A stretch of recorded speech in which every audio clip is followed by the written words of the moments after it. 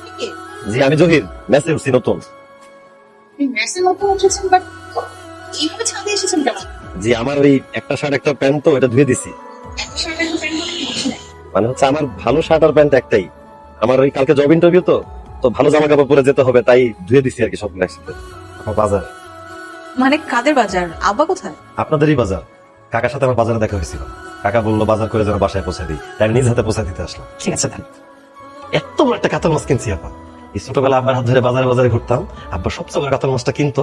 কাতল মাছের মাথাটা দেখাইতে যে কি ভালো লাগে, পুরো প্লেটটা ভরে যায়। এখন আব্বাও নাই, কাতল মাছ খাওয়া হয় না, কেনার সামর্থ্য হতো নাই। দেখেন কি আছে। আরে আপা আপনি কি করছেন এটা? কি করছে? আমি মাছের মাথা রান্না করে নিয়ে আসছি। আপা আমি তো বলছিলাম মাছের মাথা আমি পছন্দ করি, কিন্তু আমি তো খাইতে চাইনি, আপনি তাই বলে আমার জন্য নিয়ে আসবেন?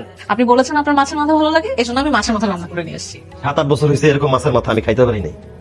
বাজারে গেছি, দোকানে গিয়ে বড় বড় মাছের দিকে তাকায় থাকছি, সাধ্য ছিল না, তাই সাহসী কুলায় উঠতে পারিনি। আপনার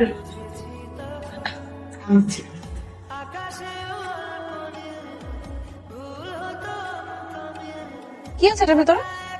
একটা শার্ট আর একটা প্যান্ট। হুম, কাকে পৌঁছে দিতে হবে? আপনাকে আমি বলেছি এটা কাউকে পৌঁছে দেওয়ার কথা।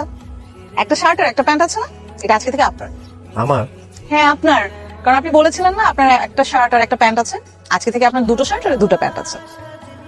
জীবনে কারো কাছ থেকে কিছুই পাই নাই, আপনিই প্রথম যার কাছ থেকে কিছু পাইলাম। জীবনে অনেক স্ট্রাগল করছি। ফার্স্ট যেদিন ইন্টারভিউ দিতে যাব ওই দিন অনেক বৃষ্টি হয়েছিল, রাস্তায় পানি জমে গেছিল। আমি আমার জুতা শার্ট প্যান্ট প্যাকেটে করে গুছায় লুঙ্গি পরে অফিসের দিকে রওনা দিয়েছিলাম।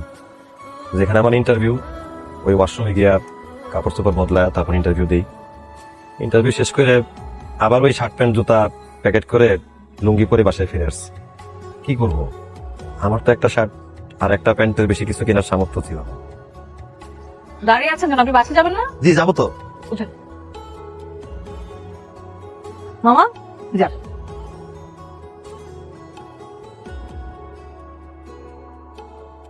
আচ্ছা, আমি আপনাকে কিছু বললে বা কিছু দিলে আপনি এরকম ভয় পান কেন? না মানে আপনি আমাকে একদম অবাক করে দেন। হ্যাঁ, অবাক করে দিলে অবাক হবেন, ভয় পান কেন? ধরেন আইসক্রিম খান। Thank you. আপনি যে পরিমাণ ঘেমে গেছেন, মনে হচ্ছে ইন্টারভিউ দিতে গিয়ে আপনি নিজেই ভয় পেয়ে গেছেন।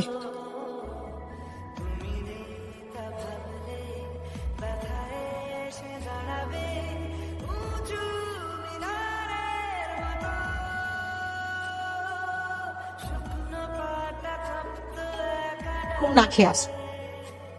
তুমি যদি আরেকবার এরকম না খেয়ে থাকো তাহলে কি করবো জানো? জানো কি করবো? আমিও না খেয়ে থাকবো।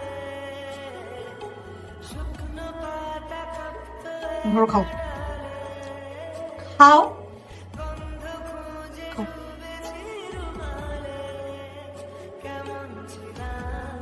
সমান আমরা পালাই যাই। কার সাথে পালাবা তুমি?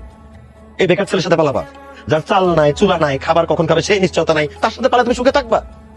বিকাল বেলা জোড়া গলা খুঁজছি, কেন খুঁজছি জানো?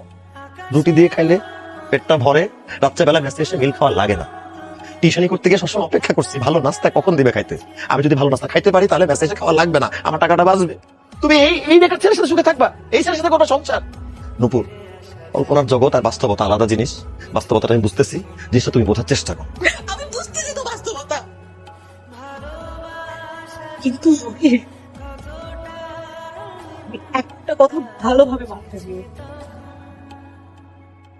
তুমি আজকে আমার এই ভালোবাসাকে ফিরাই দিলা না। তুমি সারা জীবন ভালোবাসার জন্য কাঁদবা, হাহাকার করে কাঁদবা, কিন্তু তুমি কখনো ভালোবাসা পাবা না। এটা আমার ভালোবাসার হাহাকার, কখনো পাবা না।